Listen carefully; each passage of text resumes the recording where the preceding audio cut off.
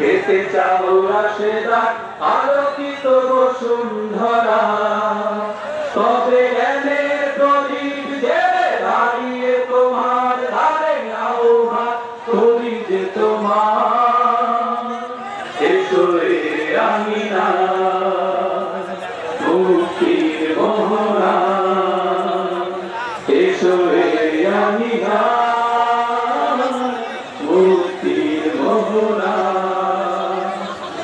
লক্ষ প্রাণের বিনিময়ে পেলাম স্বাধীনতা, তবু কেন আজ মৃত্যুর দ্বারে কাঁদছে মানবতা।